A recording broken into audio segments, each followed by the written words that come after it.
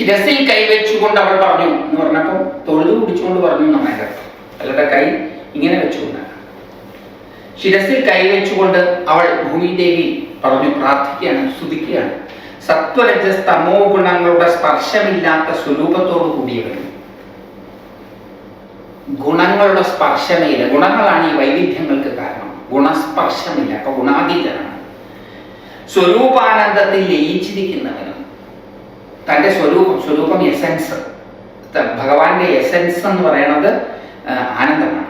ആ ആനന്ദത്തിൽ ലയിച്ചിരിക്കുന്നവനും പരമപുരുഷനുമായിട്ടുള്ള അൾട്ടിമേറ്റ് ആയിട്ടുള്ള അങ്ങേക്ക് നമസ്കാരം. സ്വമായാവൈഭവത്താൽ ഇപ്രകാരമുള്ള ഏതെല്ലാം മൂർത്തി രൂപങ്ങളെ അവിടുന്ന് സ്വീകരിക്കുകയും ഉപേക്ഷിക്കുകയും ചെയ്തിരിക്കുന്നു.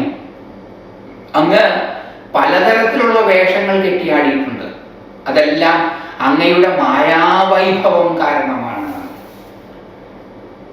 അളവില്ലാത്തതിനെ അടക്കി നിർത്തി പലതായിത്തീരുവാനുള്ള അങ്ങയുടെ മായയുടെ വൈഭവം, മായാവൈഭവം, സ്വാതന്ത്ര്യ ശക്തി കാരണമാണ് അങ്ങേക്ക് അത് സാധിച്ചിരിക്കുന്നത്. എത്രയോ രൂപങ്ങൾ അങ്ങ് എടുത്തിരിക്കുന്നു, എത്രയോ രൂപങ്ങൾ അങ്ങ് ഉപേക്ഷിക്കുകയും ചെയ്തിരിക്കുന്നു. ആവശ്യം കഴിഞ്ഞാൽ അങ്ങ് ആ രൂപം ഉപേക്ഷിക്കും. എന്നാൽ അങ്ങാണെങ്കിലോ ഗുണാതീതനായ പരബ്രഹ്മവും. ഈ രൂപങ്ങളൊക്കെ എടുത്തു ഉപേക്ഷിച്ചിട്ടും അങ്ങ് പരബ്രഹ്മമാണ്, പരമമായതാണ്. പഞ്ചമഹാഭൂതങ്ങളുടെ സമഞ്ജസമായ സമ്മേളനത്താൽ ഉണ്ടാകുന്ന ദേഹത്തിലും ക്രിയാരൂപത്തിലുള്ള ഇന്ദ്രിയങ്ങളിലും അവയുടെ നിയാമകന്മാരായ ദേവതകളിലും എന്റേത് എന്നോ ഞാനെന്നോ ഉള്ള ഭാവമോ മോഹമോ ഇല്ലാതെ നിഷ്ക്രിയനും നിർവികാരനുമായിട്ടുള്ള അങ്ങേക്ക് നമസ്കാരം. പഞ്ചമഹാഭൂതങ്ങളുടെ സമഞ്ജസമായിട്ടുള്ള സമ്മേളനത്താൽ ഈ പ്രപഞ്ചത്തിലുള്ളതെല്ലാം ഈ പൃഥ്വി, അപ്പ്, തേജസ്, വായു, ആകാശം ഇവയുടെ സമഞ്ജസമായിട്ടുള്ള സമ്മേളനമാണ്. പെർമ്യൂട്ടേഷൻ കോമ്പിനേഷനിലാണ് ഈ പ്രപഞ്ചം മുഴുവൻ ഉരുത്തിരിഞ്ഞു വന്നിരിക്കുന്നത്. ഈ പ്രപഞ്ചത്തിലെ മുഴുവൻ ക്രിയാരൂപത്തിലുള്ളത്, പ്രവൃത്തിയുടെ രൂപത്തിലുള്ളത് ഇന്ദ്രിയങ്ങളാണ്. അറിവാകുന്ന പ്രവൃത്തിയുടെ രൂപത്തിലുള്ളത് ജ്ഞാനേന്ദ്രിയങ്ങൾ, ക്രിയകൾ, കർമ്മങ്ങളാകുന്ന പ്രവൃത്തിയുടെ രൂപത്തിലുള്ളത് കർമ്മേന്ദ്രിയങ്ങൾ. ഇന്ദ്രിയങ്ങളാണ് പ്രവർത്തിക്കുന്നത്. അറിയുന്നു, കേൾക്കുന്നു, മണക്കുന്നു, രുചിക്കുന്നു, ഇതൊക്കെ ക്രിയകളാണ്, പ്രവൃത്തികളാണ്. ആ ഇന്ദ്രിയങ്ങളെല്ലാം പ്രവൃത്തി രൂപത്തിലുള്ളത്.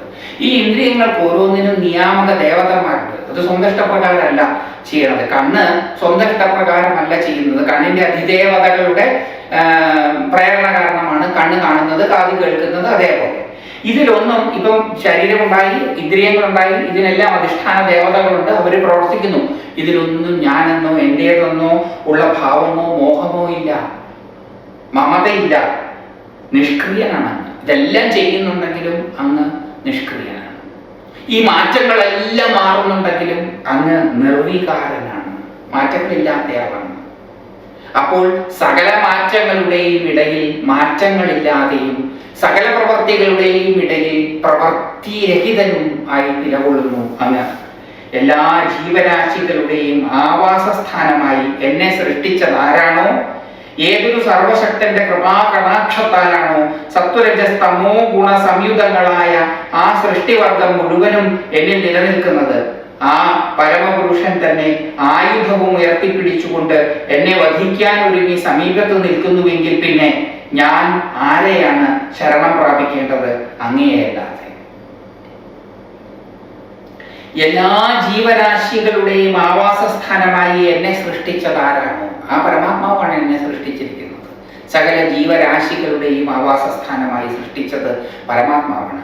ഏതൊരു സർവശക്തന്റെ കൃപാകടാക്ഷത്താലാണോ സത്വരജസ് തമോ ഗുണങ്ങൾ സംയുക്തങ്ങളായ ആ സൃഷ്ടിവർഗം മുഴുവനും എന്നിൽ നിലനിൽക്കുന്നത്, സത്വരജസ് തമോ ഗുണങ്ങളുടെ ഗുണസംയുക്തങ്ങളാണ് സൃഷ്ടി. സത്വരജസ് തമോ ഗുണങ്ങളുടെ ഏറ്റക്കുറച്ചിലുകളോട് കൂടിയതാണ് ഈ സൃഷ്ടി ലോകം. അത് ഭഗവാന്റെ കൃപാകടാക്ഷത്താലാണ് നിലകൊള്ളുന്നത്. ഗുണങ്ങളുടെ വൈഷമ്യം കൊണ്ട് മാത്രമല്ല, ഭഗവാന്റെ കൃപ കൊണ്ടുമാണ് അവ നിലകൊള്ളുന്നത്. ആ സൃഷ്ടിവർഗം മുഴുവൻ എന്നിൽ ഏതൊരാളുടെ കൃപാകടാക്ഷത്താലാണോ നിലനിൽക്കുന്നത്, ആ പരമപുരുഷൻ തന്നെ ആയുധവും ഉയർത്തിപ്പിടിച്ചുകൊണ്ട് എന്നെ വധിക്കാൻ ഒരുങ്ങി സമീപത്ത് നിൽക്കുന്നെങ്കിൽ പിന്നെ ഞാൻ ആരെയാണ് ശരണം പ്രാപിക്കേണ്ടത്? അങ്ങേയല്ലാതെ. അങ്ങയുടെ കൃപ കാരണമാണ് ഞാൻ ഉണ്ടായത്. അങ്ങയുടെ കൃപ കാരണമാണ് സത്വരജസ്തമോ ഗുണസംയുതങ്ങളായിട്ടുള്ള സൃഷ്ടിജാലങ്ങൾ എന്നിൽ നിലനിൽക്കുന്നത്. അന്ന് തന്നെ ക്രോധാകാരം കൊണ്ട് എന്നെ ഇല്ലാതാക്കാൻ നിൽക്കുകയാണ് എങ്കിൽ ഞാൻ പിന്നെ ആരെയാണ് ശരണം പ്രാപിക്കേണ്ടത്?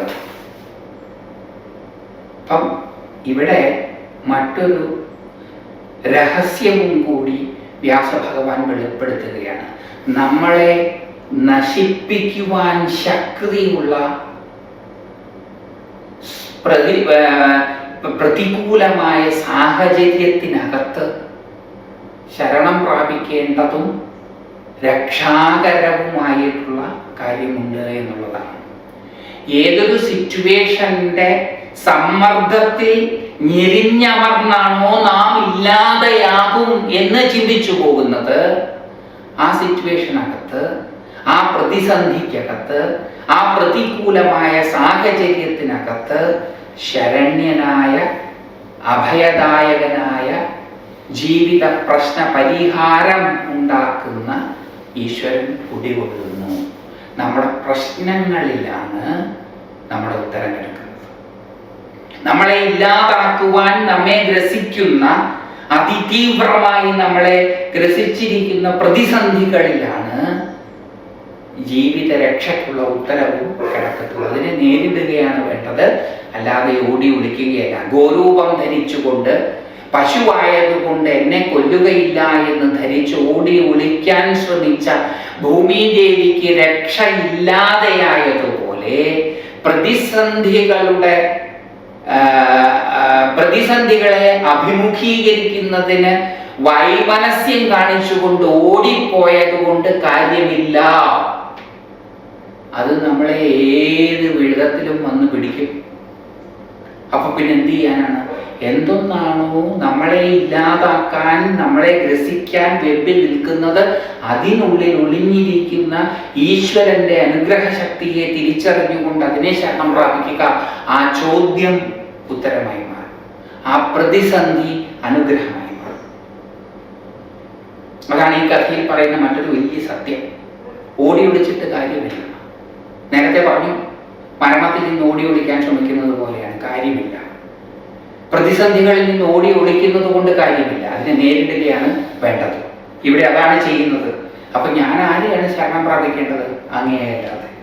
ആദിയിൽ സ്വമായാശക്തിയെ അവലംബിച്ചുകൊണ്ട് സകല ചരാചരങ്ങളിൽ ഉൾപ്പെടുന്ന ഈ ലോകത്തെ ഏതൊരുവനാണോ സൃഷ്ടിച്ചത്, അതേ മായാവൈഭവത്തെ ആശ്രയിച്ചുകൊണ്ട് തന്നെ പൃഥുവിന്റെ രൂപത്തിൽ അവതരിച്ച് ധർമ്മരക്ഷയ്ക്കായി പരിശ്രമിക്കുന്നത്, അതേ മായാവൈഭവത്തെ ആശ്രയിച്ചു കൊണ്ട് തന്നെ പൃഥുവിന്റെ രൂപത്തിൽ അവതരിച്ച് ധർമ്മരക്ഷയ്ക്കായി പരിശ്രമിക്കുന്നത് ആ സർവേശ്വരൻ അവിടുന്ന് തന്നെയാകുന്നു. ധർമ്മപരായണനായ അങ്ങ് എന്നെ ഹനിക്കാൻ ആഗ്രഹിക്കുന്നത് എത്രയും അനുചിതമാകുന്നു. ആദിയിൽ, തുടക്കത്തില്, പ്രാരംഭത്തില് സ്വമായാശക്തിയെ അവലംബിച്ച് തന്റെ തന്നെ ക്രിയേറ്റീവ് എനർജിയെ അവലംബിച്ചുകൊണ്ട് സകല ചരാചരങ്ങളും ഉൾപ്പെടുന്ന ഈ ലോകത്തെ ഏതൊരുവനാണോ സൃഷ്ടിച്ചത്, തന്നിൽ നിന്ന് തന്നെ ഉരുത്തിരിച്ച് തൻ്റെ സർഗാത്മശക്തി കൊണ്ട് ഈ പ്രപഞ്ചത്തെ ഏതൊരാളാണോ തന്നിൽ നിന്ന് തന്നെ ഉരുത്തിരിച്ച് പുറത്തേക്ക് കൊണ്ടുവന്നത്, അതേ മായാവൈഭവത്തെ ആശ്രയിച്ചുകൊണ്ട് തന്നെ പൃഥ്വരൂപത്തിൽ അവതരിച്ച് ധർമ്മരക്ഷയ്ക്കായി പരിശ്രമിക്കുന്നത്, അതേ ആ ആദിയിലുള്ള ആ പരമമായത് തന്നെയാണ് ഇപ്പോൾ പൃഥുവിന്റെ രൂപത്തിൽ അവതരിച്ച് ധർമ്മരക്ഷയ്ക്കായി പരിശ്രമിക്കുന്നത്. ആ സർവേശ്വരൻ അവിടുന്ന് തന്നെയാകുന്നു. ധർമ്മപരായണനായ അങ്ങ് എന്നെ ഹനിക്കാൻ ആഗ്രഹിക്കുന്നത് എത്രയും അനുചിതമാകുന്നു. അങ്ങയുടെ ആ തീരുമാനം ശരിയല്ല. അങ്ങ് എന്നെ വധിക്കാൻ ആഗ്രഹിക്കുന്നുണ്ടെങ്കിൽ ഒട്ടും ഉചിതമായ ഒരു കാര്യമല്ല. പ്രപഞ്ച സൃഷ്ടിക്ക് മുമ്പ് ഉണ്ടായിരുന്നത് അവിടുന്ന് ഒരുവൻ മാത്രം. ഏകമാത്രനായ അങ്ങ് സ്വമായാവൈഭവത്തെ ആശ്രയിച്ചുകൊണ്ട് പിന്നീട് അനേകമായി തീർന്നു. ദുർജയമായ അങ്ങയുടെ മായാശക്തിക്ക് വശംവദരായി ലൗകിക വിഷയങ്ങളിൽ മുഴുകിക്കഴിയുന്ന ജനങ്ങൾക്ക് അങ്ങയെ അറിയാൻ കഴിയുകയില്ല. ആദ്യം അങ്ങ് ബ്രഹ്മാണ്ഡ സ്വരൂപമായ നാഭികമലത്തിൽ നിന്ന് ബ്രഹ്മദേവനെ സൃഷ്ടിച്ചു. എല്ലാം സങ്കല്പമാത്രത്താൽ അവിടുന്ന് നിർവഹിക്കുന്നു. അങ്ങയുടെ ഇച്ഛ എന്തെന്ന് ആർക്കറിയാം? പ്രപഞ്ച സൃഷ്ടിക്ക് മുമ്പ് ഉണ്ടായിരുന്നത് അവിടുന്ന് ഒരുവൻ മാത്രം. പ്രപഞ്ച സൃഷ്ടിക്ക് മുമ്പ് അതൊരു സാങ്കല്പികമായിട്ടുള്ള തലമാണ്. അങ്ങനെയൊന്നും ഉണ്ടായിട്ടുണ്ടോ എന്നുള്ളതും നമുക്കറിയില്ല. കാരണം ഭഗവാന്റെ സൃഷ്ടി ശക്തി എന്ന് പറയുന്നത് സ്വാഭാവികമായിട്ടുള്ളതാണ്. ആ ഭഗവാന്റെ ശക്തി അനന്തമാണ്, ഇല്ലാതെയാവുന്നതല്ല. അപ്പോൾ അത് എപ്പോഴും ഉള്ളതാണ്. അത് എപ്പോഴും ഉള്ളതായതുകൊണ്ട് ഈ സൃഷ്ടി എപ്പോഴും ഉള്ളത് തന്നെയാണ്. അതിൽ മാറ്റങ്ങൾ വന്നുകൊണ്ടേയിരിക്കും, പക്ഷെ ഈ സൃഷ്ടി എപ്പോഴും ഉള്ളതാണ്. പക്ഷെ പറയുന്നതാണ് ഇങ്ങനെയൊരു സാങ്കല്പികമായ കാര്യം പറഞ്ഞാലേ കാര്യങ്ങൾ മുന്നോട്ട് പറയാൻ പറ്റുകയുള്ളൂ എന്നുള്ളത് കൊണ്ട് പറയുകയാണ്. പ്രപഞ്ച സൃഷ്ടിക്ക് മുമ്പുണ്ടായിരുന്നത് അവിടുന്ന് ഒരാൾ മാത്രം. ഏകമാത്രനായ അങ്ങ് സ്വമായാവൈഭവത്തെ, സ്വന്തം സർഗാത്മശക്തിയെ ആശ്രയിച്ചുകൊണ്ട് പിന്നീട് അനേകമായി തീർന്നു. അങ്ങ് മാത്രമേ ഉണ്ടായിരുന്നുള്ളൂ, ഇപ്പോഴും അങ്ങ് മാത്രമേ ഉള്ളൂ. പക്ഷെ അങ്ങയുടെ ക്രിയേറ്റീവ് പവർ കൊണ്ട് അങ്ങ് പലതായി തീർന്നു. ദുർജയമായ അങ്ങയുടെ മായാശക്തിക്ക് വശംവദരായി ലൗകിക വിഷയങ്ങളിൽ മുഴുകിക്കഴിയുന്ന ജനങ്ങൾക്ക് അങ്ങയെ അറിയാൻ കഴിയുകയില്ല. ഈ മായാവൈഭവം കാരണം അങ്ങയെ തന്നെ മറന്നു. അങ്ങ് പലതായപ്പോഴും അങ്ങ് തന്നെയാണ്. പക്ഷെ അങ്ങയുടെ സർഗാത്മശക്തിയുടെ ബലം കാരണം അങ്ങയെ മറന്നു. എന്നിട്ടോ ഈ പലതിൽ മുഴുകി കഴിയുകയാണ്. അങ്ങയെ മറന്ന് പലതിലും മുഴുകി കഴിയുന്നതിനെയാണ് ജനങ്ങൾ പലതിലും മുഴുകി കഴിയുന്നു എന്ന് പറയുന്നത്. ആദ്യം അങ്ങ് ബ്രഹ്മാണ്ഡ സ്വരൂപമായ നാഭികമലത്തിൽ നിന്ന് ബ്രഹ്മദേവനെ സൃഷ്ടിച്ചു. ആദ്യം അങ്ങ് തൻ്റെ നാഭിയിൽ നിന്ന് ബ്രഹ്മദേവനെ സൃഷ്ടിച്ചു. എല്ലാം സങ്കല്പമാത്രത്താൽ അവിടെ നിന്ന് നിർവഹിക്കുന്നു. അങ്ങേക്ക് പ്രത്യേകിച്ച് പ്രവർത്തിക്കേണ്ട ആവശ്യമൊന്നുമില്ല. അങ്ങ് സങ്കല്പിച്ചാൽ മതി, അത് യാഥാർത്ഥ്യമാകും. നമുക്ക് സങ്കല്പത്തിനും യാഥാർത്ഥ്യത്തിനും ഇടയ്ക്ക് പ്രവൃത്തി ആവശ്യമാണ്. ഭഗവാൻ അത് ആവശ്യമല്ല. സങ്കല്പമാത്രത്താൽ അത് യാഥാർത്ഥ്യമാവും. അങ്ങയുടെ ഇച്ഛ എന്താണെന്ന് ആർക്കറിയാം? ഈ പ്രപഞ്ചത്തിന്റെ പേർപ്പസ് എന്താണെന്നുള്ളത് ആർക്കറിയാം? ജീവിതത്തിന്റെ പേർപ്പസ്, ഉദ്ദേശം എന്താണെന്നുള്ളത് ആർക്കറിയാം? ഭഗവാന് മാത്രമേ അറിയാൻ സാധിക്കുകയുള്ളൂ. നടന് മാത്രമേ അറിയാൻ സാധിക്കുകയുള്ളൂ താൻ കഥാപാത്രമായി അവതരിക്കുന്നത് എന്തിനാണെന്ന്. കഥാപാത്രത്തിന് അത് അറിയാൻ സാധിക്കുകയില്ല. എന്റെ ജീവിതോദ്ദേശം എന്താണെന്ന് ഞാനായി വേഷം കിട്ടിയ ഭഗവാനാണ് തിരിച്ചറിയാൻ സാധിക്കുക. എനിക്ക് അറിഞ്ഞോളണം എന്നില്ല. അതുകൊണ്ടാണ് ആധുനിക കാലഘട്ടത്തിലെ പല ശാസ്ത്രജ്ഞന്മാരും പറയണത് ജീവിതത്തിന് ഒരു അർത്ഥവുമില്ല, പേർപ്പസ്ലെസ് ആണ് ലൈഫ്, അതിന് പ്രത്യേകിച്ചൊരു മീനിങ് ഒന്നുമില്ല എന്ന് ഇന്നത്തെ പ്രഗത്ഭരായിട്ടുള്ള പല ശാസ്ത്രജ്ഞന്മാരും പറയുന്നത് അതുകൊണ്ടാണ്. വേഷം കെട്ടി ആടുന്ന കഥാപാത്രത്തിന് ഉദ്ദേശം എന്താണ് എന്ന് അറിഞ്ഞുകൊള്ളണമെന്നില്ല. വേഷം കെട്ടുന്ന നടന് മാത്രമേ അതറിയിക്കുകയുള്ളൂ. അതുകൊണ്ട് അങ്ങയുടെ ഇച്ഛ എന്താണെന്ന് ആർക്കറിയാം? അങ്ങയുടെ ഇച്ഛ എന്താണെന്ന് ആർക്കറിയാം? പഞ്ചമഹാഭൂതങ്ങൾ, കർമ്മേന്ദ്രിയങ്ങൾ, ജ്ഞാനേന്ദ്രിയങ്ങൾ, ആ ഇന്ദ്രിയങ്ങളെ പ്രാവർത്തികമാക്കുന്ന ദേവതകൾ, ബുദ്ധി, അഹങ്കാരം എന്നിവയുടെ രൂപത്തിൽ സ്ഥിതി ചെയ്യുന്ന തൻ്റെ അധീനത്തിലുള്ള ശക്തികളെ കൊണ്ട് ഏതൊരുവനാണോ ഈ ലോകത്തെ മുഴുവനും സൃഷ്ടിച്ച് പരിപാലിച്ച് സംഹരിക്കുന്ന പ്രവൃത്തി യാതൊരു തടസ്സവുമില്ലാതെ ചെയ്തുകൊണ്ടിരിക്കുന്നത്, അതിനു വേണ്ടുന്നത്ര ശക്തി ആവശ്യാനുസരണം പ്രകടമാക്കുകയും തന്നിൽ തന്നെ അടക്കി വയ്ക്കുകയും ചെയ്യുന്നത് സർവശക്തനും അന്തര്യാമിയുമായ ആ പരമപുരുഷന് നമസ്കാരം. പഞ്ചമഹാഭൂതങ്ങൾ സൃഷ്ടിയുടെ നേരത്തെ നമ്മളിത് കേട്ടു, കുറച്ച് നേരത്തെ കേട്ടതാണ് ഈ സാഖ്യ തത്വങ്ങൾ. അത് വീണ്ടും ഒന്ന് ഓർമ്മിപ്പിക്കുക നമ്മളെ. പഞ്ചമഹാഭൂതങ്ങൾ, പൃഥ്വി, തേജോ, വായു, ആകാശങ്ങൾ, കർമ്മേന്ദ്രിയങ്ങൾ, വാക്പാണി, പായു, വാക്പാണി, പാദ, പായു, ഉപസ്ഥ. കർമ്മേന്ദ്രിയങ്ങൾ, ജ്ഞാനേന്ദ്രിയങ്ങൾ, കണ്ണ്, മൂക്ക്, നാക്ക്, തൊക്ക്, കാത് തുടങ്ങിയവ. ആ ഇന്ദ്രിയങ്ങളെ പ്രാവർത്തികമാക്കുന്ന ദേവതകൾ. ഇന്ദ്രിയങ്ങളുണ്ട് എന്ന് പറഞ്ഞിട്ട് കാര്യമില്ല, അതിനെ പ്രവർത്തിപ്പിക്കുന്നത് അതിൻ്റെ ചാലകശക്തികളായിരിക്കുന്ന ദേവതകളാണ്. ഈ ഒരു കാഴ്ചപ്പാട് വേദകാലഘട്ടം മുതലേ ഉള്ളതാണ്. തന്ത്രത്തിലും ഈ കാഴ്ചപ്പാട് തന്നെയാണ് കർണേശ്വരികൾ എന്നതിലൂടെ വ്യക്തമാക്കുന്നത്. അതായത് ഇന്ദ്രിയങ്ങളെ നിയന്ത്രിക്കുന്നത്, ഇന്ദ്രിയങ്ങളെ പ്രവർത്തിപ്പിക്കുന്നത്, പ്രചോദിപ്പിക്കുന്നത് അതിൻ്റെ ദേവതകളാണ്. ഞാൻ അല്ല കാണുന്നത്, എൻ്റെ കണ്ണിൻ്റെ അതിദേവത കാണിക്കുകയാണ് ചെയ്യുന്നത്. ഞാൻ അല്ല കേൾക്കുന്നത്, എൻ്റെ കാതിൻ്റെ അധിദേവത കേൾപ്പിക്കുകയാണ് ചെയ്യുന്നത്. ആ അധിദേവത കേൾപ്പിക്കാൻ ആഗ്രഹിച്ചില്ലെങ്കിൽ എനിക്ക് കേൾക്കാൻ സാധിക്കില്ല. അപ്പോൾ ദേവതകള് ബുദ്ധി, അഹങ്കാരം ഈ അഹങ്കാരം ഈ ഇന്ദ്രിയങ്ങളുടെ പ്രവർത്തനത്തിന് ശേഷം ഉരുത്തിരിഞ്ഞു വരുന്നത്. അഹങ്കാരം, ബുദ്ധി എന്നിവയുടെ രൂപത്തിൽ സ്ഥിതി ചെയ്യുന്ന സൃഷ്ടി പ്രക്രിയയിൽ പറയുമ്പോൾ അഹങ്കാരമാണ് ആദ്യം ഉണ്ടാകുന്നത്. പക്ഷെ നമ്മുടെ രീതിയിൽ അങ്ങോട്ട് പോകുന്ന പ്രക്രിയയിൽ പറയുമ്പോൾ ഇന്ദ്രിയങ്ങളുടെ പ്രവർത്തനം കൊണ്ടാണ് പലപ്പോഴും അഹങ്കാരം രൂപീകൃതമാകുന്നത്. അഹങ്കാരം നിലനിൽക്കാൻ ഇന്ദ്രിയങ്ങൾ പ്രവർത്തിക്കുന്നു, ഇന്ദ്രിയങ്ങൾ പ്രവർത്തിക്കാൻ അഹങ്കാരം നിലനിൽക്കുന്നു. ബുദ്ധി, അഹങ്കാരം എന്നിവയുടെ രൂപത്തിൽ സ്ഥിതി ചെയ്യുന്ന തന്റെ അധീനത്തിലുള്ള ശക്തികളെ കൊണ്ട് ഏതൊരുവനാണോ ഈ ലോകത്തെ മുഴുവൻ സൃഷ്ടിച്ച് പരിപാലിച്ച് സംഹരിക്കുന്ന പ്രവൃത്തി യാതൊരു തടസ്സവും ഇല്ലാതെ ചെയ്തുകൊണ്ടിരിക്കുന്നത്, ഈ തത്വങ്ങളെ മുഴുവൻ 24 തത്വങ്ങളെയും സൃഷ്ടിച്ച് തന്റെ പരിധിയിൽ അതിനെ നിർത്തി അതിനെ പല രീതിയിലാക്കി ഏതൊരാളാണോ ഈ ലോകത്തെ ചമച്ച് അതിനെ പരിപാലിച്ച് അതിനെ സംഹരിക്കുന്നത്, അത് ഒരു തടസ്സവുമില്ലാതെ അനസ്യൂരം ചെയ്തുകൊണ്ടിരിക്കുന്നത്, അതിന് വേണ്ടുന്നത്ര ശക്തി ആവശ്യാനുസരണം പ്രകടിപ്പിക്കുകയും തന്നിൽ തന്നെ അടക്കി വെക്കുകയും ചെയ്യുന്നത് വേണ്ട ശക്തിയെ പ്രകടിപ്പിക്കുകയുള്ളൂ. അല്ലാതെ താൻ ശക്തിമാനാണ് എന്ന് ജനങ്ങളെ ബോധിപ്പിച്ച് കയ്യടി നേടാൻ വേണ്ടിയിട്ട് ഓരോ കസർത്തുകളൊന്നും കാണിക്കില്ല. അതാത് സമയത്ത് ആവശ്യമായിട്ടുള്ള ശക്തിയെ പ്രകടിപ്പിക്കും. അങ്ങനെ ശക്തി ആവശ്യാനുസരണം പ്രകടമാക്കുകയും തന്നിൽ തന്നെ അടക്കി വെക്കുകയും ചെയ്യുക. വേണ്ടാത്ത സമയത്ത് ശക്തി എടുക്കില്ല, അടക്കി വെക്കുകയും ചെയ്യുന്നത് സർവശക്തനും അന്തര്യാമിയുമായ, എല്ലാത്തിൻ്റെ ഉള്ളിലും ഉണ്ട് അന്തര്യാമിയുമായ ആ പരമപുരുഷന് നമസ്കാരം. സർവസമർത്ഥനായ ഭഗവാനെ പഞ്ചമഹാഭൂതങ്ങൾ, ഇന്ദ്രിയങ്ങൾ, അന്ധകരണം, അഹങ്കാരം എന്നീ പദാർത്ഥങ്ങൾ ഉപയോഗിച്ച് അവിടുന്ന് തന്നെ സൃഷ്ടിച്ചതായ ഈ ലോകത്തെ സ്ഥിരമായി നിലനിർത്തുന്നതിന് വേണ്ടി ജനനമരണരഹിതനായ അങ്ങ് ആദിസൂകരമൂർത്തിയായി അവതരിച്ച് പാതാള ലോകത്തിൽ അണ്ടുകിടന്നിരുന്ന എന്നെ ഉദ്ധരിച്ചു ജലപ്പരപ്പിന് മുകളിൽ കൊണ്ടുവന്ന് ഉറപ്പിച്ച് നിർത്തിയില്ലയോ? പണ്ടങ്ങ് ചെയ്തത് ഓർമ്മിപ്പിക്കുകയാണ്. എന്തിനാ ഈ ഓർമ്മിപ്പിക്കുന്ന? ഈ സ്തുതിയിലൂടെ ഈ സ്തുതി വീണ്ടും ഓർമ്മപ്പെടുത്തലാണ്. ഈ ആദി പുരുഷന്റെ മറ്റൊരു ഭാവം മാത്രമാണ് പൃഥു മഹാരാജാവ്.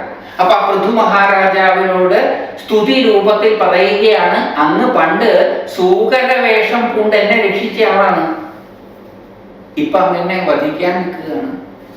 അങ്ങ് വാസ്തവത്തിൽ എന്റെ രക്ഷയ്ക്ക് വേണ്ടിയിട്ട് വേഷം കെട്ടി വന്ന ആളല്ലേ, ഇപ്പൊ മറ്റൊരു വേഷത്തിൽ വന്ന് എന്നെ ഇല്ലാതാക്കാൻ ശ്രമിക്കുന്നത് ശരിയാണോ എന്ന ധ്വനി അവിടെ വരികയാണ്. സർവസമർത്ഥനായ ഭഗവാനെ പഞ്ചമഹാഭൂതങ്ങള്, ഇന്ദ്രിയങ്ങള്, അന്ധകരണം, അഹങ്കാരം, അതായത് 24 തത്വങ്ങളും എന്നീ പദാർത്ഥങ്ങൾ ഉപയോഗിച്ച് അവിടുന്ന് തന്നെ സൃഷ്ടിച്ചതായ ഈ ലോകത്തെ, ഇത് വേറെ കാര്യം സൃഷ്ടിച്ചതല്ല, അവിടുന്ന് തന്നെ സൃഷ്ടിച്ചതായ ഈ ലോകത്തെ സ്ഥിരമായി നിലനിർത്തുന്നതിന് വേണ്ടി ജനനമരണരഹിതനായ അങ്ങ്, ആദി അന്തമില്ലാത്ത അങ്ങ്,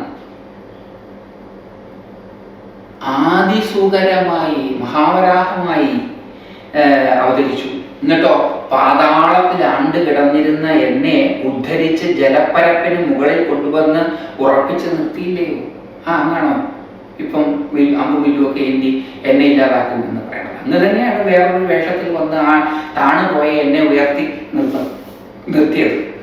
അങ്ങനെ വരാഹമൂർത്തിയായി അവതരിച്ച് എന്നെയും ധരിച്ചുകൊണ്ട് പാതാളത്തിൽ നിന്നും ഉയർന്നു വന്ന ജലത്തിന്റെ ഉപരിതലത്തിൽ ഉറപ്പിച്ചു നിർത്തിയ അങ്ങ് തന്നെ ഞാനാകുന്ന വിശാലമായ കപ്പലിൽ അധിവസിക്കുന്ന പ്രജകളെ സംരക്ഷിക്കണമെന്ന ആഗ്രഹത്തോടെ ഇതാ ഇപ്പോൾ പൃഥു ചക്രവർത്തിയുടെ രൂപത്തിൽ അവതരിച്ച് എന്നിൽ നിന്ന് ലഭിക്കാവുന്ന അല്പമാത്രമായ പാൽ കിട്ടുന്നില്ല എന്ന കാരണത്താൽ അതീവ കോപിഷ്ഠനായി അതിനിശിതമായ ശരത്താൽ എന്നെ സംഹരിക്കാൻ ഒരുങ്ങുന്നു.